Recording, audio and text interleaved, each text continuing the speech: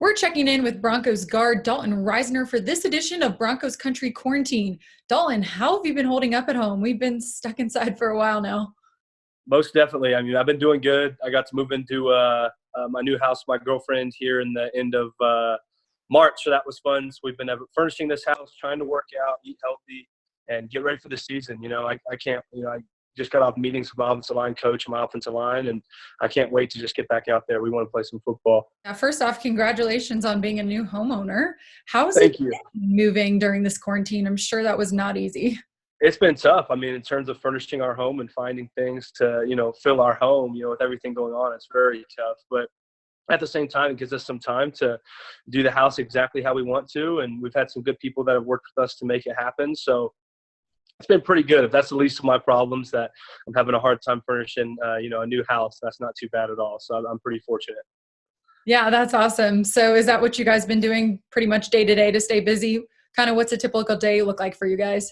Yeah, I mean, wake up and make sure we get our workouts in. I'm making sure I do rehab on my ankle and doing conditioning and doing, offensive line drills and lifting, making sure I'm maintaining my weight, which is a job within itself. And then now that we've started our Zoom meetings with the Broncos, I do that for an hour every single day, watch some extra film, get my meals in, hang out, do some stuff around the house. I've been working with the drill. And, just doing stuff like that. So trying to keep busy, and definitely have had some time to watch some Netflix shows and unwind a little bit. And we're just waiting for life to open back up. Aren't we all? I know you guys have just moved in, are probably still settling in, but could we see your setup potentially? Maybe you could flip the camera around and give us a little tour, if you don't mind. Let's see how there's the kitchen there. All right. There's the living room. There's an office back there. So that's kind of where I'm at the table, and then the door is right there. So kind of got a good setup. There's 3 levels. We got a hot tub, a steam room for recovery, and a nice pond out back, hoping to put in a pool. So we got a little movie theater room too. So we're making it pretty cool. That's awesome. Yeah, that hot tub's going to be nice if we're stuck in quarantine a little longer here. Heck yes. You talked about the Zoom meetings with coaches and teammates. I mean, it's only a couple days into the virtual offseason program. How's that been going for you guys? It's good. It's not like normal. It's not being able to see our coaches. It's not going to be very much hands-on. We don't get to see our teammates or be at the facility and have that access to food, or our strength coaches or our rehab team. We don't have access to any of that. So it's definitely very different. But we're professional athletes, and we're expected to, handle ourselves. So, making sure we work out at home and doing all those things that we would do at the facility, we're expected to do here. But in terms of being able to watch film and talk to our teammates on Zoom, we're thankful for the technology to do that. So we're grateful for that, and hoping that we win the game on virtual battles. That's kind of how we're looking at it right now. There's 32 NFL teams.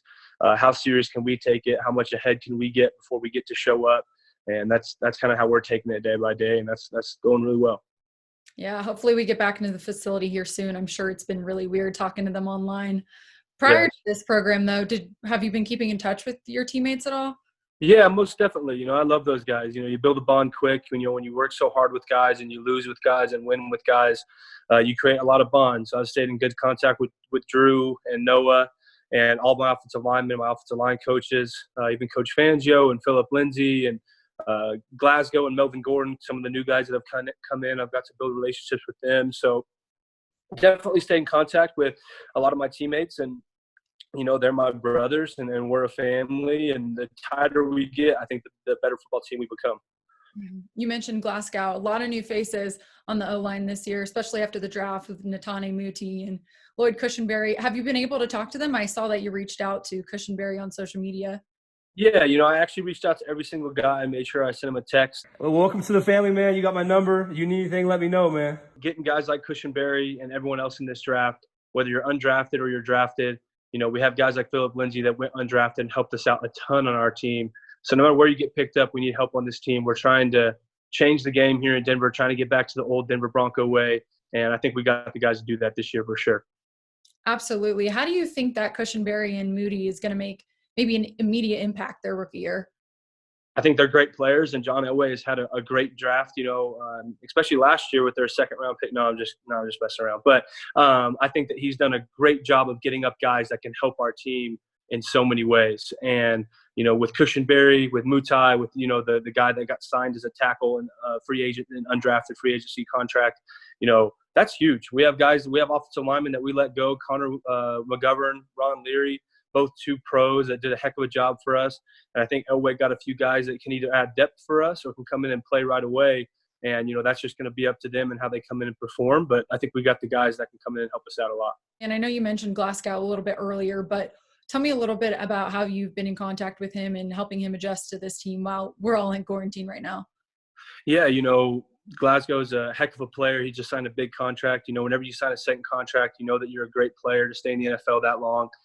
He seems like a team player who wants to come in and help. He wants to come in and be a leader and help this team out. He's a great attitude. He's very attentive in meetings. And, he's a pro. I want to learn from him. I hope he learns from me a little bit if he can. But I'm going to learn from him and see what's helped him out over the years and for him to be in the NFL so long. So, with quarantine, it's tough. I can't shake his hand, can't get around him, but we can still FaceTime and talk during meetings and text, and we're all really excited for him to be here in Denver. Well, hopefully you'll get to talk to these guys in person here soon. That'll do it for this episode of Broncos Country Quarantine. Thanks for your time, Dalton. Thank you very much. I appreciate it.